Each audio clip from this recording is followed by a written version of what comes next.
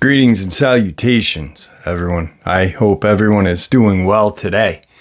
Today I have an absolutely mind-blowing subscriber interview. It'll take you on some twists and turns, to be honest with you. Before we get into it, a couple links. As you know, I rely on Patreon, PayPal, and my merch to help the channel to continue to grow and go. The links to Patreon and PayPal are in the description below. My merch is displayed directly under the video. Also, Dogman, Frightening Encounters, Volume 1 through 3, the audiobook versions. They were written and researched by Tom Lyons, narrated and produced by me, Jeff Nadolny. Those audiobooks are available on Audible, Amazon, and iTunes, the links to which are also in the description as well.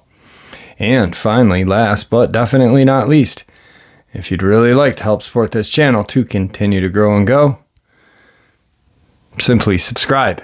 It is absolutely free. Click that like button, and please, leave a comment. It really does help, and guys, it definitely matters. And now, everyone, I have taken far too much of your time. Let's get on with today's interview, shall we? All right, everybody. Today, I have another person from the Tennessee kind of group there. It all started with GW, and then his friend Ronnie reached out and said, hey, I had this experience at the same time.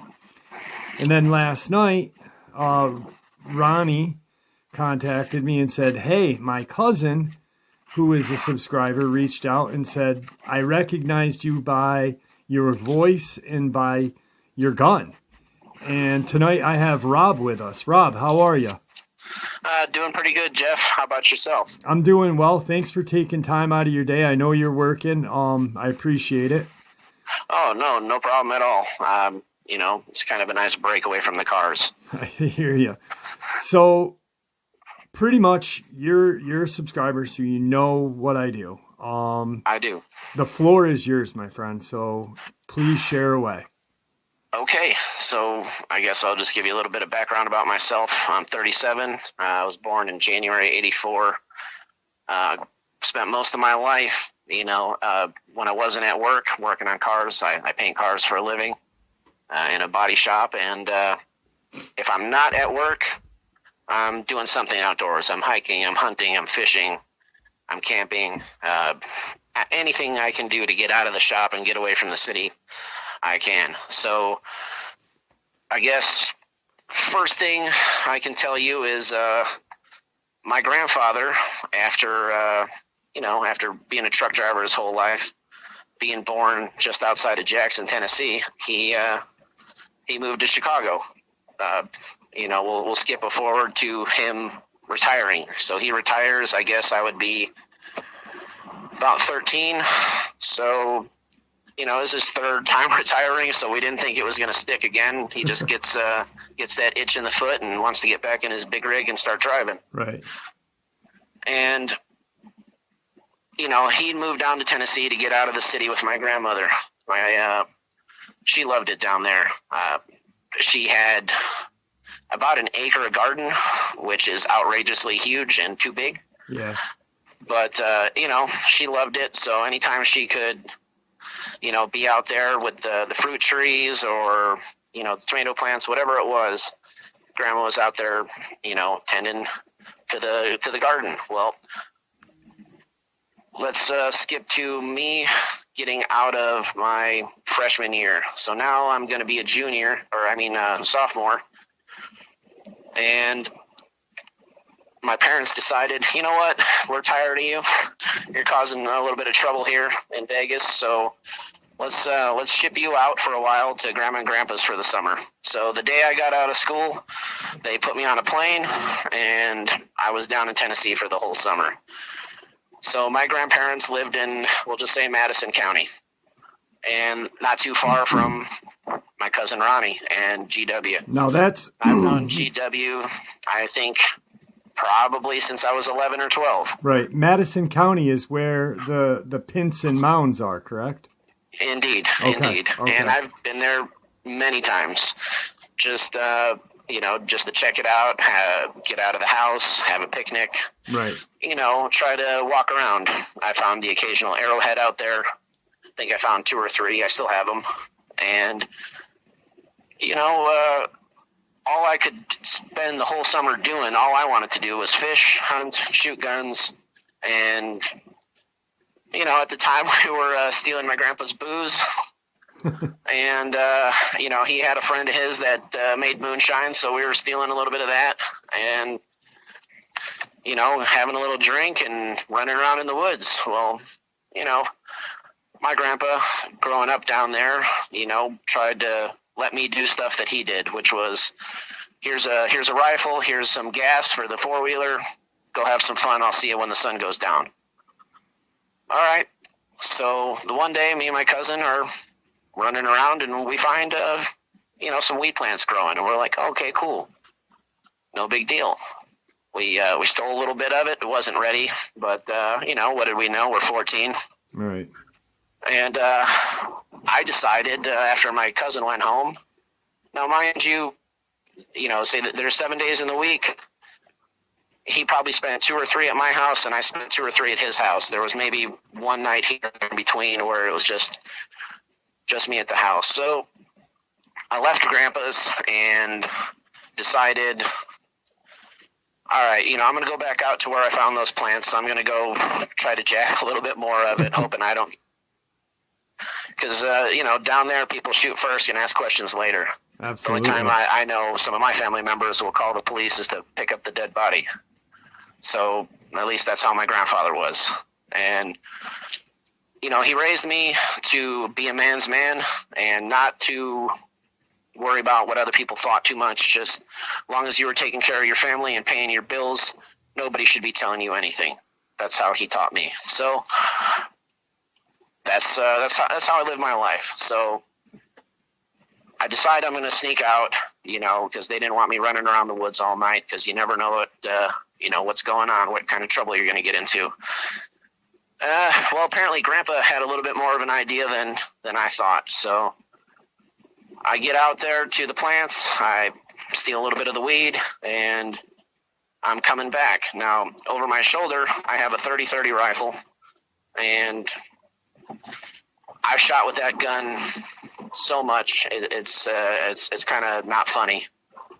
And I love that gun. Just something about the era of the cowboy days to me was just so cool. And, when I got a little bit older, I did some cowboy action shooting, kind of like the modern 3-gun stuff, but with the old guns. Right. Had a lot of fun with it.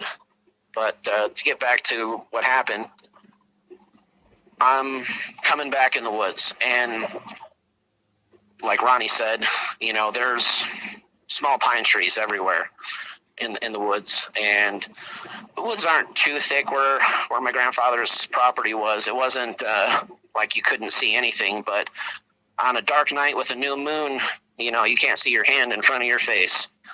It's pretty dark. Well, I never had a problem running around. I spent a lot of time in those woods, and, I knew every inch of those hills and those hollers. Well, coming back through, I start hearing footsteps, and I didn't think too much of it at first because, again, there's it's rich with game. There's deer, there's bobcats, there's coyotes, raccoons, possums, squirrels, you name it, it's there. Now, Grandpa always told me about, there being a Black Panther. Now, I never saw Black Panther, but one thing I don't think my grandfather was a liar. He never lied to me as far as I could ever tell. Now, as I hear these footsteps coming from kind of flanking me, like on my right, but a little bit behind me, I decided, okay, I'm going to stop for a second. And I don't hear anything except for my own breathing, which, I don't know if too many of your people, listeners here, know what the woods are like in the summertime at night and down south, but they're loud. You hear whippoorwills and loons, crickets, tree frogs, bullfrogs, it's coyotes. I mean, it was dead silent. It was so quiet that I could hear my own heartbeat in my ears. So after sitting there, real still for probably 3 or 4 minutes, I'd guess, I decide I'm just hearing shit. I don't think too much of it, and I keep walking. Again, I hear it, but now it's a little bit to my left. And I'm like, okay, there's definitely something there now. That's not just me being crazy. Because it was a misstep. Like before, the original steps, the first steps I heard, they were perfectly in time with mine. Well, the second time I hear the steps, I heard a step that landed after one of mine. Okay. So, woods down there filled with pine needles, and there's leaves and stuff from the fall before, and you make noise when you're walking through it. It's just, especially at night, it's pretty much impossible to get through some of this area without making noise. So I'm like, okay, there's something really there. And as I'm walking, but at a steady pace, I chamber around. And the first thing my grandfather taught me about guns, other than how to handle them safely, was keep one in the chamber. He said, there's no point in having a gun that's not loaded. It might as well be a fucking paperweight. Right. Excuse the language, but that's what he said. And I said, Grandpa, what do you mean? Around in the chamber and do that stuff. He goes, well, if you want to think you can put around in the chamber first before, something happens, well, can you put on your seatbelt before you get in a car accident? And I, ever since then. That's good logic.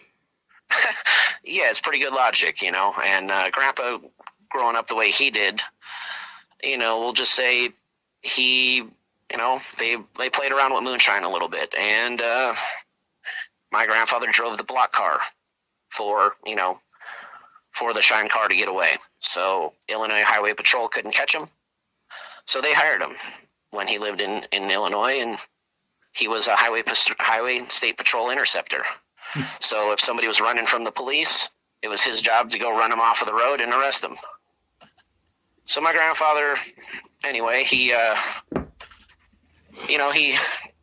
drilled that in my head. So I put one in the chamber, and the other thing he taught me was, if you think you got enough ammo, bring more. So I didn't think I was going to need any ammo, but I still grabbed a handful of rounds that he had laying around, and stuck them in my back pocket.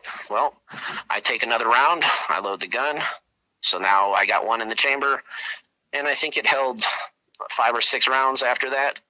And this is a lever action Winchester 30-30 that was produced in 1889.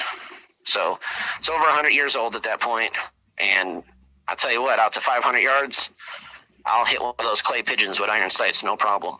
I had a lot of fun with that rifle. Well, now that I got the one in the chamber, I loaded an extra. I keep walking, and I get to a spot where there's a little bit of a rise, and the trees are a little bit thicker just past the rise because there's a creek, and it's a artesian spring. It's amazing water. You could just stick your glass in it and drink, and it's better than any of the bottled waters you're going to go buy at any store. Right. Beautiful limestone right there. So I get to the top of the rise, and I put my back against the tree, and I hear now that there's more than one thing, but I can't tell if it's 2 or 3 at this time.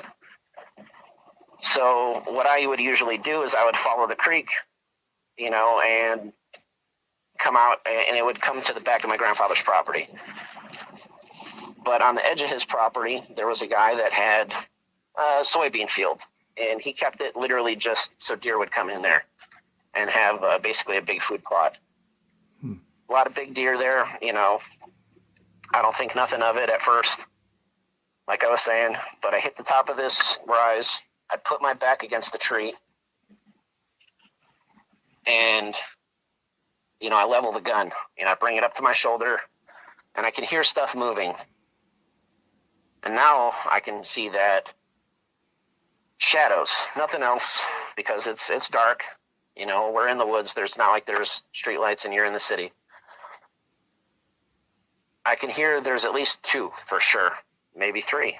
Well, I fire one shot, which my grandfather at the time was sitting on his, on the porch. He heard the rifle, knew that it was that rifle, went in his house, and he had a BAR, which is a Browning automatic rifle. Yep. It shoots 20 rounds of 30-06 in a couple of seconds.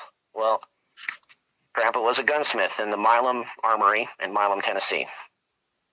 And during, World War II in Korea, when he was not able to go serve because he had been shot moonshining, or running moonshine or whatever it was, he, they put him to work in the armory. So he built guns, he built bombs, and Grandpa knew his stuff when it came to that. He taught me a lot. And because of that, I'm actually enrolled in gunsmithing school. Brought a love into me that I can't get out. It's in the blood, we'll just say. Right. So I fire one shot, and it sounds like it runs away. Or, so I'm like, okay, cool. Probably just some stupid fucking coyotes. But I'm going to get back to the house. So from where I was at the top of this little rise to the house is probably about 400 yards, maybe 450. And the last 100 or so yards is the soybean field. And then the top of my grandparents' property, which, was like a hill. And the house is built halfway down the property. So I start jogging. And as I'm jogging, I reload. Because if nothing else, I'm going to die fighting. Because something inside of me is just telling me that this is life and death, whether I want to admit it to myself or not. Now, I'm 37 now. This happened when I'm 14. It's been 23 years, and the hairs are standing up right now just thinking about it. But I start jogging towards the house, and I hear the steps again, and I can tell from enough time hunting that it's heavy. And then I hear a second set of footsteps, and then a third. Wow. Well, I know I'm roughly 200 yards from the house. I'm halfway there. But that's a long 200 yards, especially the last 100 of woods. The woods are a little bit thicker on the edge of the field. A lot more brush. It's just less maintained. Right. And I'm running, and I hear this thing come through the fucking trees, blowing through these 4 and 5 inch thick pine trees like they don't exist. Now, you can't take one of these trees and bend it over with 2 people as grown men, 6 foot tall, 200 plus pounds. You can't bend one of these trees down. They're strong. Well, this thing's blowing through it, and I hear it coming. And now I'm just starting to clear the brush and come into the soybean field. As this is happening, I hear this thing basically put on the brakes, and it comes into the moonlight. This is the biggest, darkest, scariest fucking thing I've ever dealt with in my life. So scary that at that point, I didn't even realize it, but I'm going to be honest here, I pissed on myself a little bit, and didn't quite comprehend what I was seeing all the way until later on. So I see this thing, and I fire another shot just kind of half over my shoulder, not thinking too much of it. I'm just trying to get back to the house. So I'm coming across the soybean field, and this thing starts coming into the soybean field. It probably came, well, I guess when my grandpa shot at it, it probably came about halfway through the soybean field. At this point, can you describe what you're seeing? Like, you know, Okay. I mean, because I'm sure you're not So seeing it all at together. first, I didn't see exactly what it was, you know, 100%. I just knew I needed to get the fuck out of there. So once I hear, and I keep running, and I hear my grandfather open up with that BAR, I get behind this big oak tree, which we actually had to cut down because a tornado tore it all up. So I get to the oak tree, and I get behind it. And then I look, and now I can see a fucking werewolf, I thought, you know, Right. But it's not a full moon. It's not even close to a full moon. It's after the full moon, you know, it's going away. It's been a week already. And it looked, I guess, one of the combination of things would be, you know, in between like a bodybuilder kind of build. You could see the fucking muscle on this thing, but it also looked very just straight wolfish, like from Van Helsing almost, but not quite the same in the head. The ears were a little bit different, and the snout wasn't quite as long as that, I would think. And these teeth, man, they just looked like they were ready to get a hold of me. Now, I don't know if this thing was actually hunting me and the other ones were just following it, if I came across a family unit or whatever, but, you know, all the training that I'd had before kind of went out the window when I started running, you know, even though I knew better that if I, you know, ran, you know, thinking back on it, it probably could have got me if it wanted to, you know, realistically. It probably could have got a hold of me, and maybe it was just trying to scare me out of there. I'm hoping that's what it was, but I get to the tree, and I know he's reloading. That's just, you know, that's one thing Grandpa, you know, he's, even when we go shooting, you know, as a kid with a 22, there's at least enough to load the gun one more time. Grandpa's never out of ammo. So I fired 2 shots, just not even looking. I don't even care. I just did it, I guess, out of instinct. You know, I don't know if it was coming closer or not for sure, but all I knew was if it was scared of the gunfire, then hell, I'm going to join in too. So that's exactly what I do. I fire 2 shots, and I hear my grandpa yell, "Run, run, boy, run."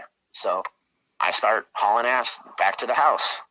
So from the tree to the house is probably 65, 75 yards. It's not too far, and I'm running, and I hear Grandpa open up again.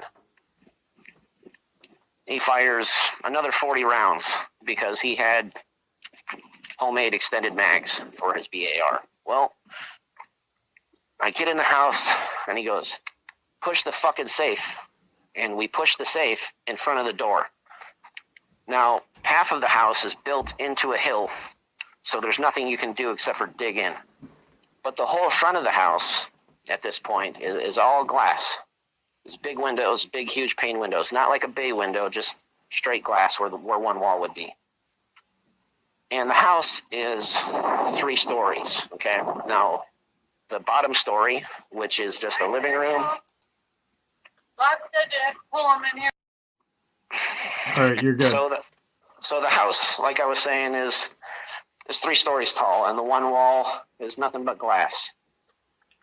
So after we push the safe in front of the door, Grandpa's got a big gun safe, and I'll be honest, I don't know how we pushed it. When I was 14, I wasn't the biggest kid, especially at that point in the summer. It was before I had my growth spurt. So we open the safe, we're pulling stuff out. As we're loading guns and getting ready for what Grandpa thinks is going to be a fucking war, well, it's not. And nothing happens that night. Nothing else. And he's like, "Hey, I know this thing's coming back. And I've seen these things before. And you're not crazy." And I was like, "Well, are you sure?" Because Grandpa, I'm not going to lie, I was out there trying to fucking go steal some weed I found and this and that. And he's like, I don't care. You're really not crazy. But I can tell you this much. I said, what? He goes, I've seen them more than once. And they're fucking evil. And it'll be back. So let's get ready. So Grandpa decides to send my grandma over to my aunt and uncle's house for a few days.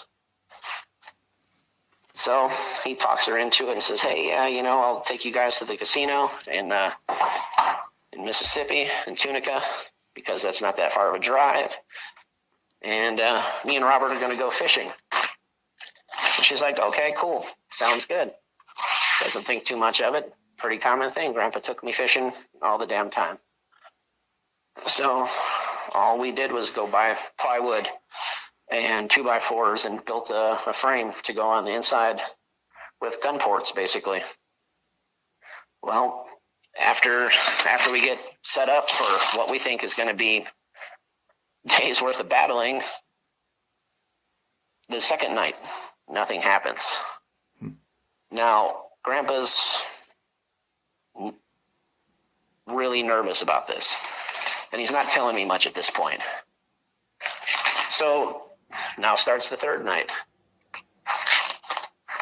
Second, you know, we slept in the daytime on the third day. I didn't sleep a wink for 2 days until my body just shut down. And Grandpa, you know, says, hey, you know, get some rest. It's going to be a long night, so just be ready. So the third night, it starts out slow, and we don't hear much. We don't see anything. It's not like we need to stress about what's going on. Okay, fine. We're hanging out, and then all of a sudden you hear tick, tick, tick, tick, tick, tick, tick on the glass. Well, my grandfather liked to feed the squirrels, and they would come around at night, and sometimes they would tap on the glass, so I didn't think too much of it at first. And Grandpa says, no, stay the fuck away from the window. And I'm like, oh shit, okay. This isn't good. Well, he decides to just hand me, you know, he hands me that 30-30. Only I didn't know he had reloaded it. He had hand loads for everything. Being a gunsmith and an armorer, he had all that stuff. And taught me quite a lot about it. Well, after he hands me a gun, he picks up that VAR, and he fires right through the fucking window. He doesn't say a word. He doesn't tell me he's going to shoot. He just starts blasting. Well, Grandpa, he's a damn good shot, to the point where, you know, it became a kind of a family thing where we would get together, we'd shoot, we'd have fun, and, you know, the older people would start betting on who could beat Grandpa. Not many people could. I mean, he was good enough with a pistol that I've seen him shoot big bumblebees out of the air with a .22, which, crazy, but it's true. So Grandpa shoots through the window, and anybody who's been shooting and hunting long enough knows that there's a sound when it hits something. There's a big thud, and you can hear it hit meat. Yep. And you hear something scream. And it sounds in between a cross between a woman screaming and a big cat. You know, I really don't have any other way to describe it too much, but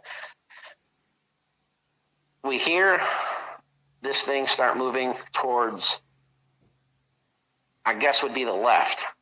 And as that's happening, by the door where we had the safe propped up, we hear a roar. And this makes everything I've seen on any animal channel when a big cat roars, it makes it sound weak, like it's a bitch in comparison. Like, I never heard anything like this before, and I really hope I never hear anything like it again. And we don't hear anything else after that. So sunlight comes, and Grandpa calls a couple of his friends, calls one of my uncles, and everybody shows up with guns and dogs.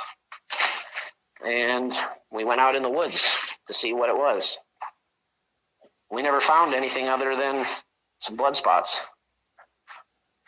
Down there, it's that red clay, and it can be quite hard when it's been dry for a long time. But when it's wet, that shit's super soft, it's super slick, and it leaves prints real good. Right. And we don't see anything at first until we start getting close to that creek bed that I told you that I would follow out to the edge of his property. And you can see, and I'm not lying here, I have the picture still somewhere. I just moved, but I could dig it out. It's a picture of a dog print, canine print, and it's 10 inches wide. My grandpa wasn't the tallest guy in the world, but he had pretty big feet for being a little guy. And this thing is twice as wide as his boot, plus a little extra. And he's like, hey, this is the same fucking thing that happened. And the guys start whispering a little bit. The only reason I'm there is because, it chased me. So my grandfather thought, like most people back in the day, face your fears, go after the thing and do the thing that scares you the most. And, we kept searching, and mind you, these are guys who, for fun, spend time 20 foot up in a tree on the coldest days of the year in the shittiest weather there is, covered in camo and deer piss. They know how to work a dog, and they know how to use a radio, and we lost everything at the creek other than the 2 prints, which I would guess the stride in between them would have to be probably 4.5 to 5 foot. Now, man is about 2.5 feet from the back foot, from the toe to the front foot of the heel. Now, I've tracked a lot of animals. I've shot a lot of animals. I've shot elk in Nevada. I currently live in Las Vegas right now, but shot elk in northern Nevada. I've shot elk in Washington State, up in Madison County, in a little city called Shelton. At the time, there was less than 8,000 people that lived in the city. So we'll get to that later. It kind of makes my mind jump back and forth so much. Sorry. No, it's fine. And I'm just like pacing as I'm telling you guys that, telling everybody this, because it take your time, gets the nerves up. So after looking and not finding anything other than those 2 prints, we keep going more in the woods. And finally we get to a point where these dogs won't go any farther. They just stop. Now, one of my uncles, he trains dogs to where I would easily put some of these dogs' tracking skills up against anything that any military or any law enforcement agency has for their dogs. They're that good. And my uncle knows how to train them that well. From the stories I was told, their dad, which would be my great uncle, he's my great uncle. Their dad, which would be my great grandfather, used to train dogs for the Bureau of Investigation before it was the Federal Bureau of Investigation. My great grandfather was one of those guys that they would send out in the woods with his rifle and a little sack lunch over his shoulder and his dogs, and he would go get the guys that broke out of prison. So believe me, they can track. Well, finally the dogs won't go any farther. And these dogs will go after fucking anything.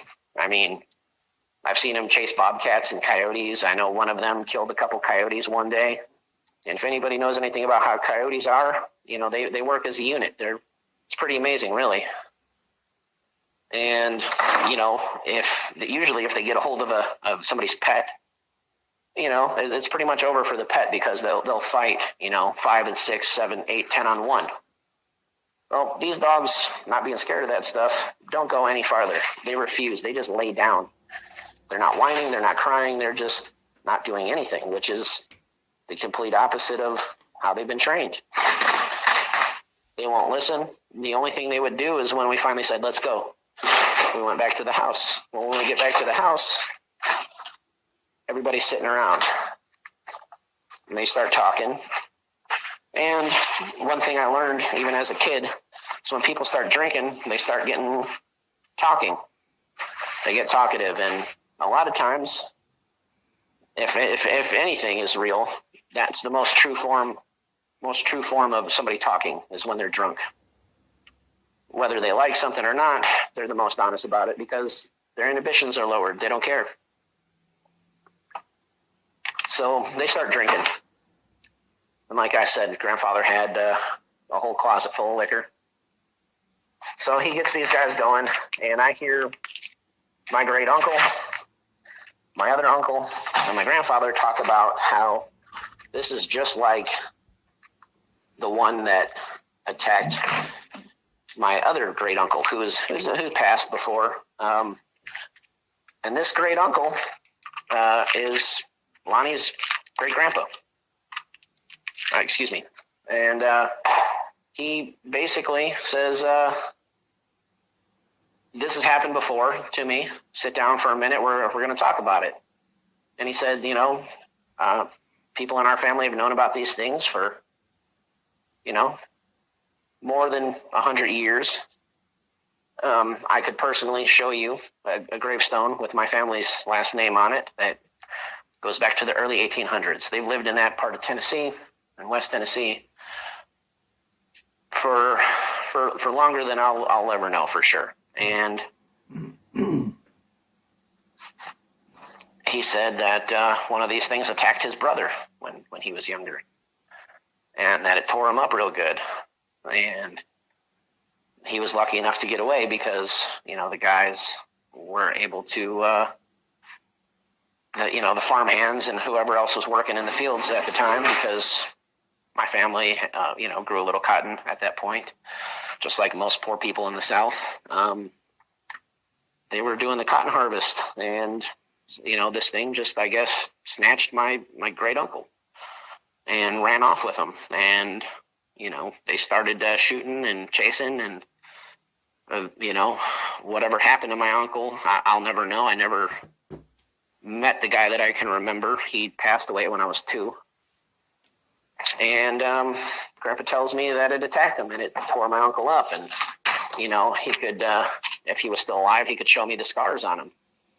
And my grandpa described the scars as being four of them, probably about 1.5 inches to 2 inches apart. And they thought my great uncle was going to die because the wounds were that bad. I mean, he almost bled out a number of times. But, people back in the day, being country folks, they, if anything, they learned how to doctor themselves up. And my great grandmother, doctored him up until they could get him to a real doctor, where he spent a few months recovering and always was looking to go hunt these fucking things. He, I guess from what I was told, made it like his life's mission to try to hunt and kill as many of these things as he could. Understandably so. I'm pretty sure if something like that did something that, vicious to me, I'd feel the same way. Yeah. And I don't know a whole lot of people that wouldn't feel the same way. But knowing what I know now, that's fucking crazy. I mean, you need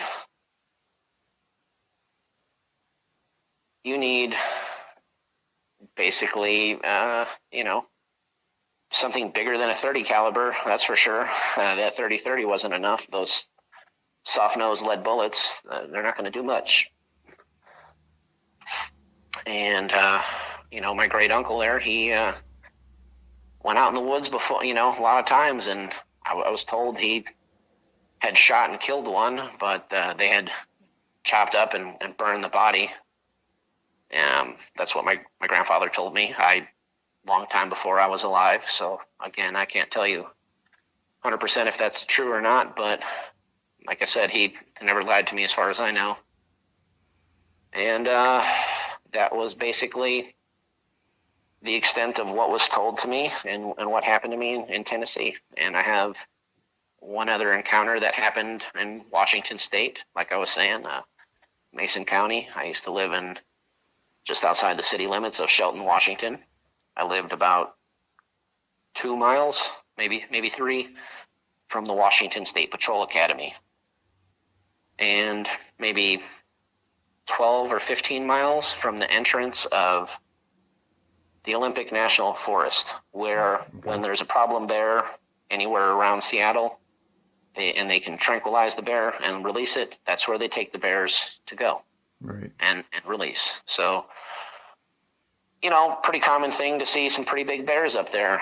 I had rented a piece of property from a friend of mine and used to spend a lot of time, out in the woods. After I came back to Vegas and spent a few years and got tired of it, and I said, hey, I need something different, and Washington State's about as different as it gets from, the shitty dry desert here. It's green, it's trees, lush, it's water, rain. Let's go do this. So after living up there for a few months, I get my Washington State hunting license. I draw an elk tag, and I am ecstatic because I've never hunted elk before at this point in my life. I always wanted to. I've got a bunch of whitetails in, a couple in Tennessee and a bunch in Wisconsin. I have a family that lives all over the country. So when I'm out hiking one day and I find a nice little spot where I can go sight in this rifle that I had just bought. I bought a 7mm by .8. It was a Remington. It was a 700 bolt action frame, but it was 7mm by .8. Fast moving around, not the biggest, heaviest thing, but if you do your job, it'll bring an elk down up to 1,000 yards from what I'm told. Personally, I don't think that if you're shooting 1,000 yards at an animal, that's really hunting. But that's just me, to each their own. So, I'm out hiking, and I find this spot where I can go sight in my rifle. I'm like, oh, okay, cool. I can shoot across this canyon to the other side, and this will be good. So I go up there one day and sight in my rifle, and I brought my 1911.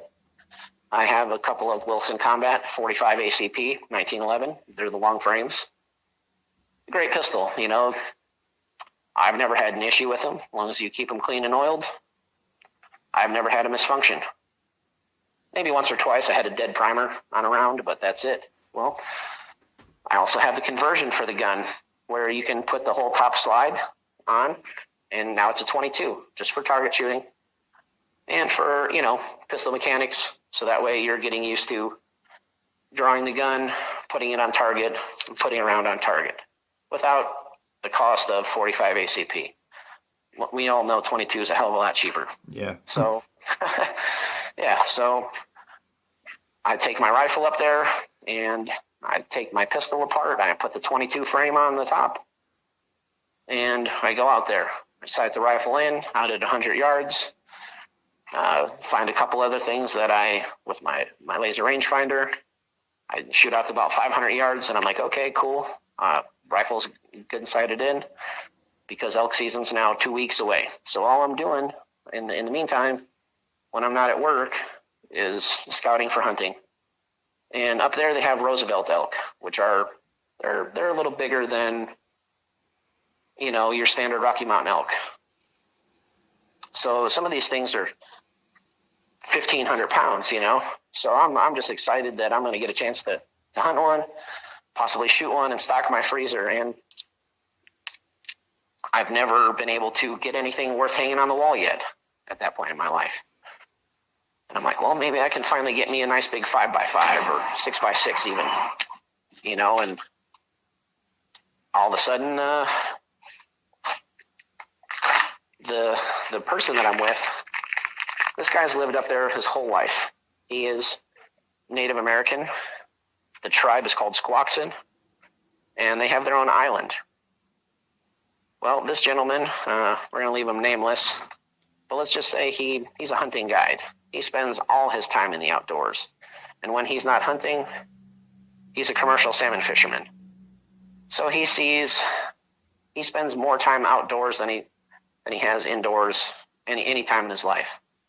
So that being said, he's with me. We get the rifle sighted in. We're playing around with our pistols, and I shoot until I'm empty with my 22, which normally, again, like I told you before, my grandpa said, you don't ever do that. You can at least load the gun one time. You save that many rounds.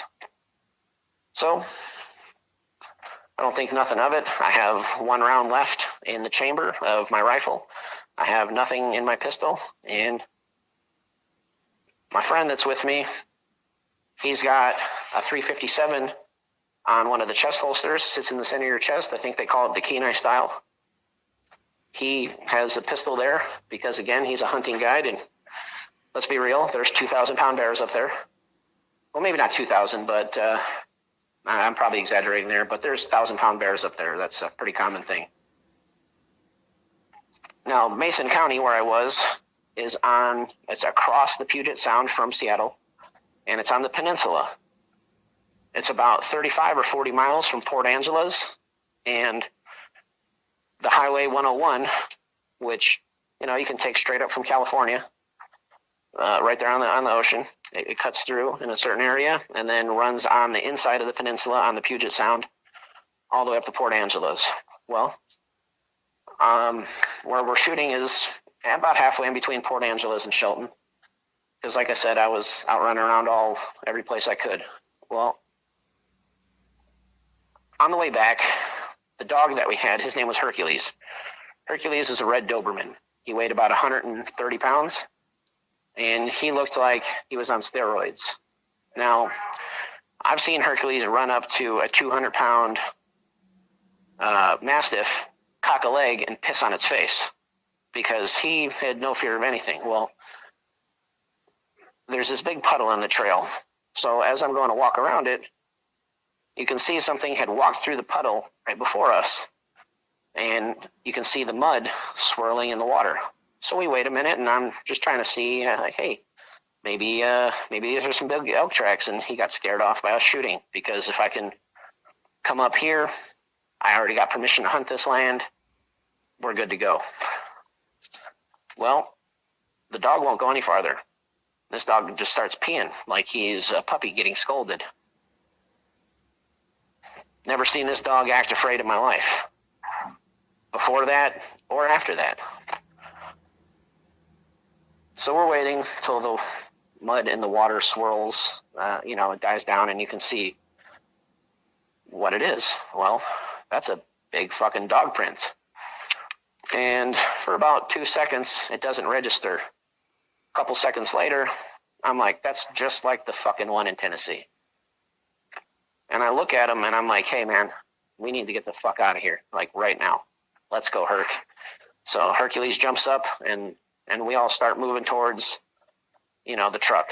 So at the time I got, it's like a 92 Chevy in the desert. I have it all set up like one of the trophy trucks, like a pre-runner.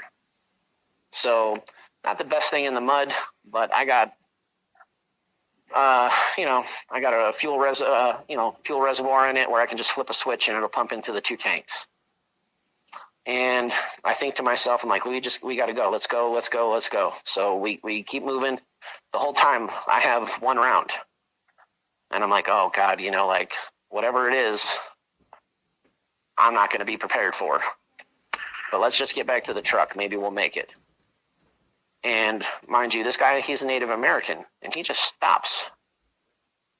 And I see him reach in his shirt, and he pulls out a medicine bag. Now, I never saw that he had the thing to begin with, but he told me later on that day that he carried it anytime he went in the woods. So he starts saying a prayer, and in his language, in his native language, which I'm not even going to pretend to understand. And he says, okay, let's go. Let's keep moving. So we move to the truck, and we get in the truck, and as I'm sitting there, first thing I'm doing is, changing my slide out, putting the 45 slide back on the pistol, and, loading the magazine. So right when I'm snapping the mag in, this is a 8+1, so I have 8 in the mag, 1 in the pipe. I put the mag in, I drop the slide, there's 1 in the chamber, pull the mag back out, and I'm putting the extra round in it. And all of a sudden, something hits the back of the truck. Boom! The whole truck moves. Well, I don't, not too worried about the truck at this point, but all of a sudden, the truck's having trouble starting, which I didn't quite understand, because if anything, I always kept my stuff, in top running order, since I paint cars in the collision industry. Having a good running vehicle is always, number one thing in my mind. Well, I'm trying to start the truck, and it's almost like something doesn't want it to start. I don't know if that's true or not, but that's sure as hell how it felt. Finally, the truck starts to catch, and it turned out to be I had a dead battery later on, but luckily it starts, and as it's starting, the truck gets hit again. Boom. Now, like I was saying before, my truck it was set up like a pre-runner. So I have fiberglass bedsides. I heard one of these bedsides, which are, $800 each, just snap. I mean, they're just fiberglass. So I hear it snap and break, and I'm like, fuck, this sucks, Drop it in gear, and we take off. In the rear view, you can see, because it's mid-afternoon, you can see a fucking werewolf. This is before I knew about Dogman itself, and I'm like, that doesn't make any goddamn sense. My mind's racing, my heart's going. My friend that's with me leans out of the window and starts emptying his 357 at it. Now, I don't know exactly where he caught it, but he caught it in the right shoulder somewhere, or maybe the collarbone area. All I know is it folded up for 2 seconds, and then it kept chasing us. I had enough for my truck in the best time of the year. You can't go more than 15, 20 in this, and this thing comes running up and then bang, blasts the back of my truck. Well, instead of a tailgate, I have a special swing arm that I made that holds 2 full-size mounted spare tires. Well, one of the tires breaks the bolt and comes shooting into the fucking back glass of the truck and bounces off of the truck, busts the rear window out. Well, right then, my friend just leans back over. Now he's, leaning in between the 2 seats and starts shooting again.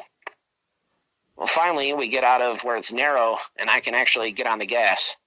Now, that truck had maybe 550, 600 horsepower, so it'll get up and go. So I hit the clearing, and, I can see the brush start to thin, and I know where we're at. I hit the gas, and this thing just it keeps coming until right around 50 miles an hour, I'd guess. And a little bit after 50, I'm probably hitting 55, 60. And this is probably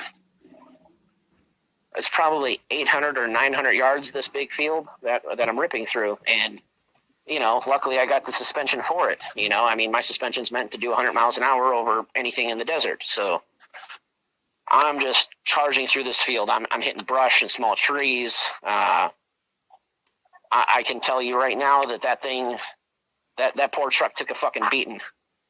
So we get to close to the end of the field.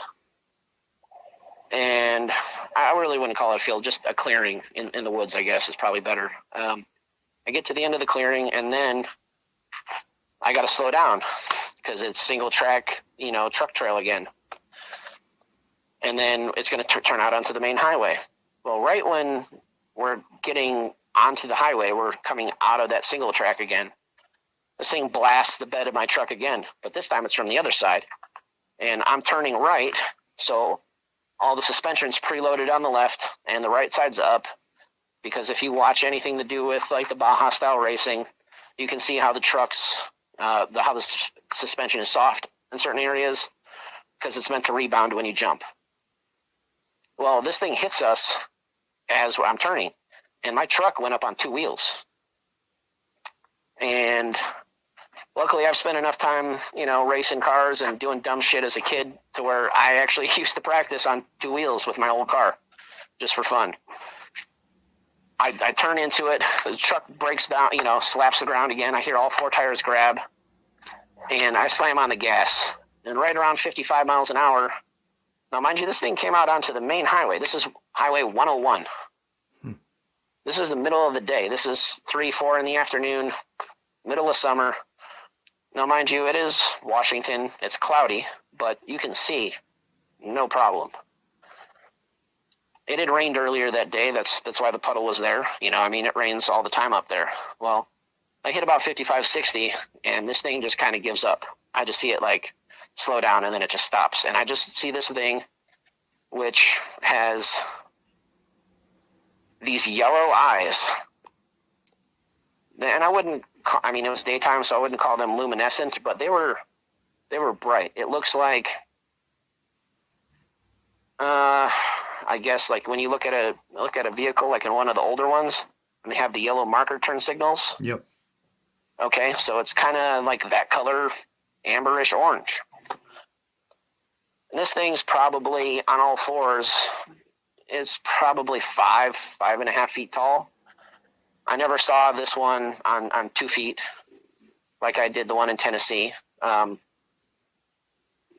this thing had, it was like in between. It was like a brownish gray, which is kind of, it was just hard to describe the color, I guess. But it's a brownish gray, and then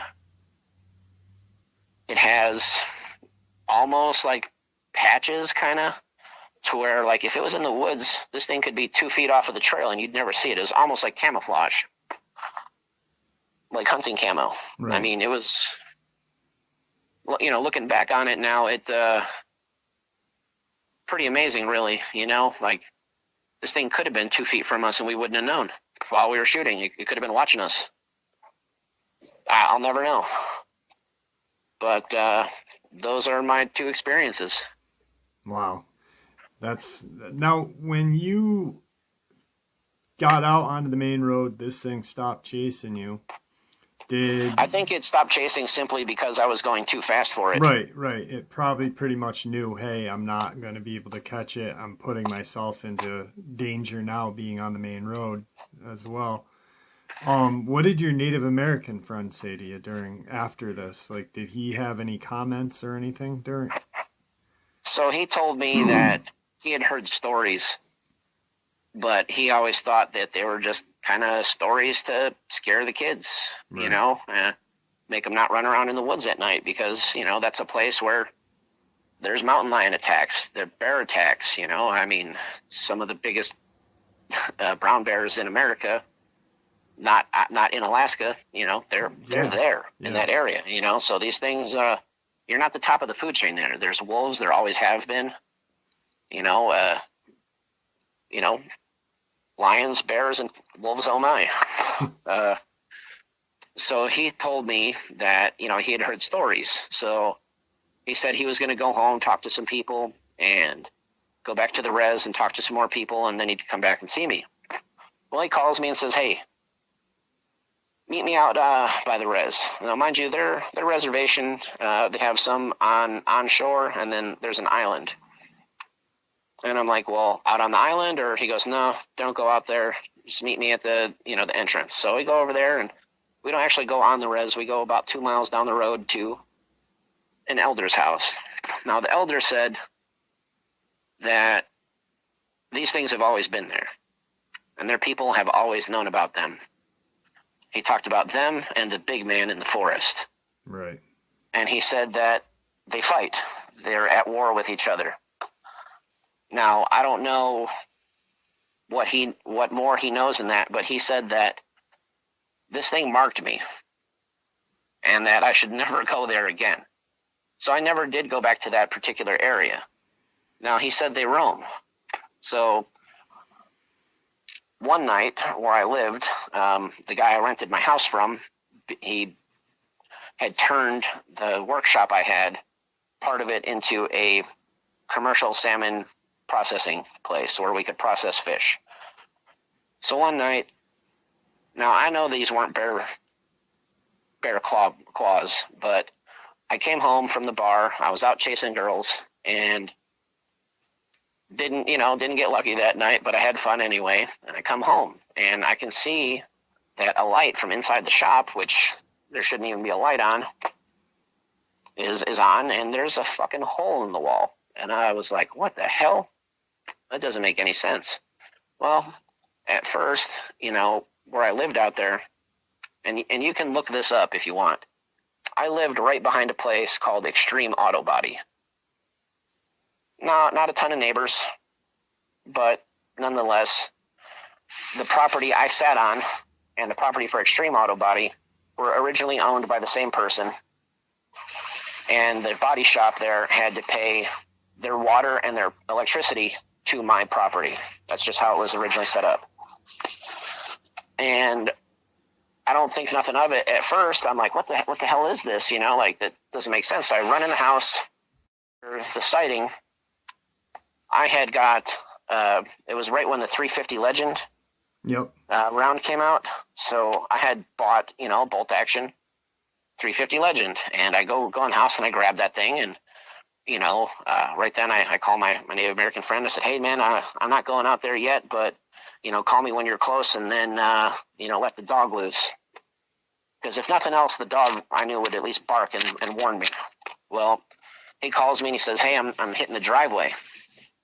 Well, when I hit the driveway, or when he hits the driveway, he stops for 2 seconds, pitches Hercules, who, mind you, like I said, he's 120, 130 pounds of Arnold Schwarzenegger looking muscle on a red Doberman. He's gorgeous, and that dog's well trained. And I've seen him literally outrun a car to the quarter-mile point. So this dog can run, people can say what they want, but I've seen that dog run 40, 45 miles an hour. I've seen it happen. So the dog, he gets to me next, before my friend does. My friend jumps out of the truck. I hear him hit the horn. So then I come out of the back door. Well, there wound up being nothing there, but something got into the corner of the shop, because part of it was sealed off where we had the fish processing, and then part of it was body shop, since I paint cars. So where I did all my side work, my restoration stuff, paint a lot of motorcycles too. So nothing was disturbed in the body shop side, but inside the fish processing area, tables were overturned. There was a hole in the wall that you could have had the guy from the Green Mile walk through.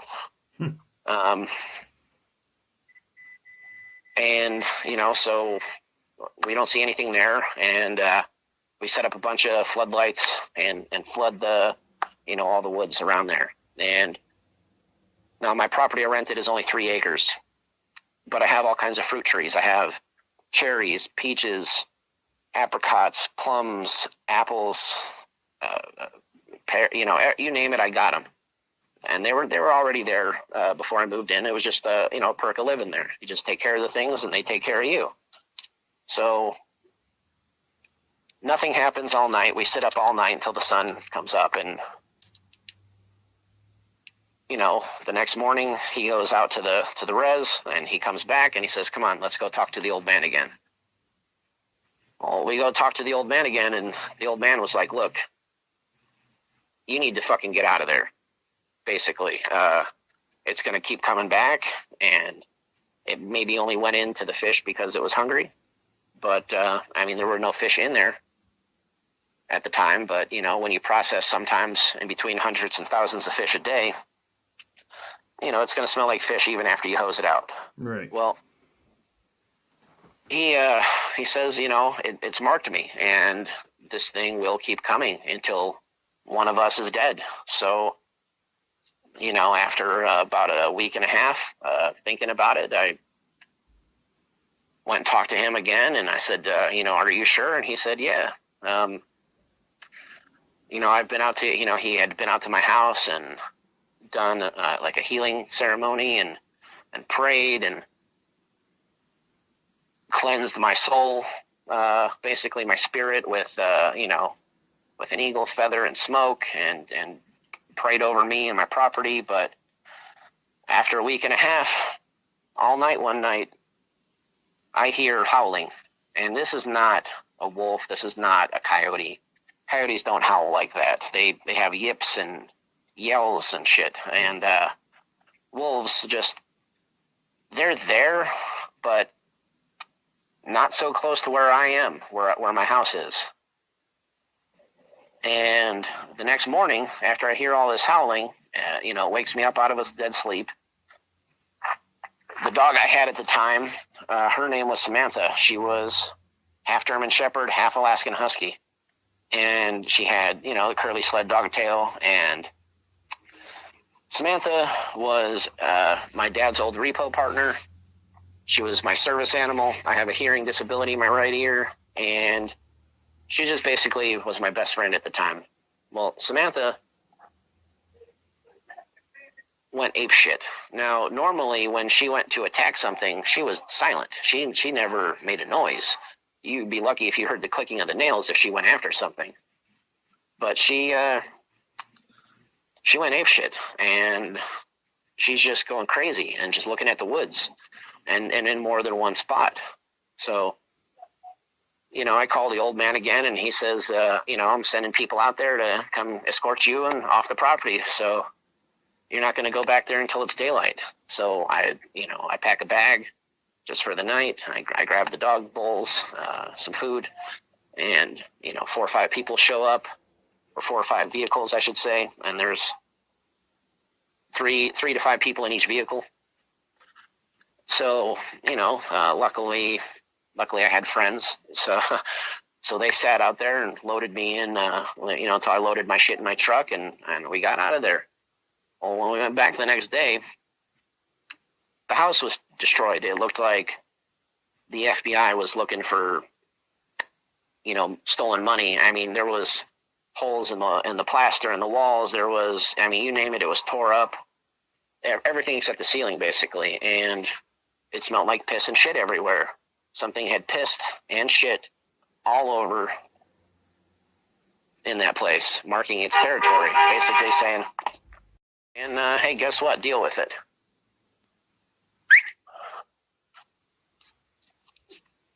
And after that, I packed my stuff, and I gave my notice at the job.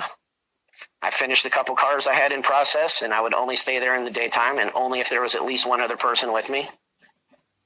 And I called it quits, and I moved back to Nevada, moved back to Vegas. Actually, outside of Vegas, a little town called Boulder City.